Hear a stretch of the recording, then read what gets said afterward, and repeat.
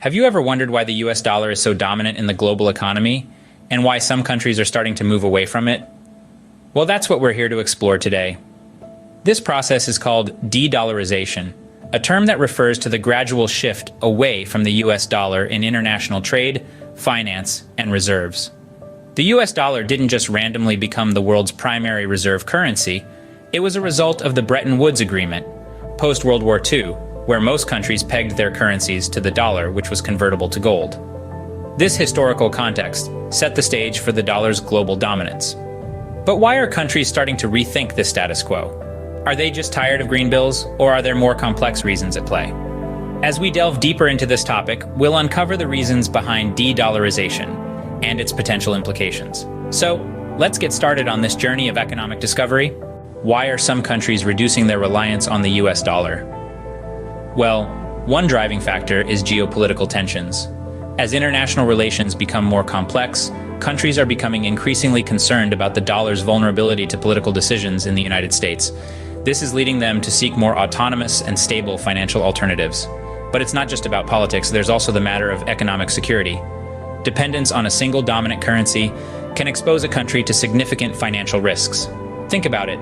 If the value of the dollar plummets, countries heavily reliant on it could see their economies destabilized.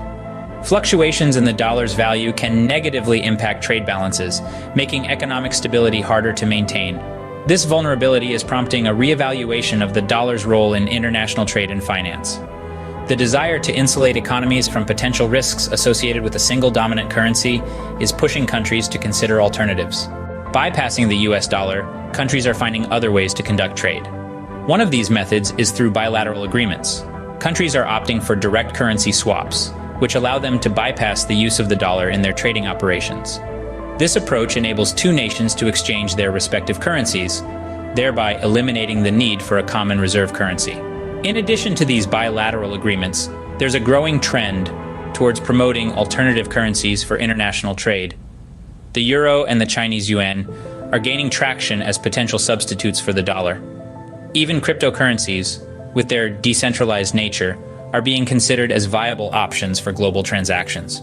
While these alternatives present their own unique challenges, they offer the potential to diversify the financial landscape and reduce the dependence on a single currency.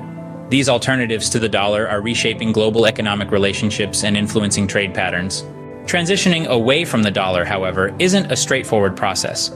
Countries keen on de-dollarization face many practical challenges. For starters, creating and implementing new financial systems and infrastructures can be a daunting task. It requires significant time, resources, and technological advancements. These nations must convince other countries to accept and trust their currencies for international trade, which is no easy feat. Let's not forget the United States is not a silent bystander in this process. It can react to de-dollarization efforts in several ways. For instance, it could use its considerable economic and political influence to discourage countries from moving away from the dollar.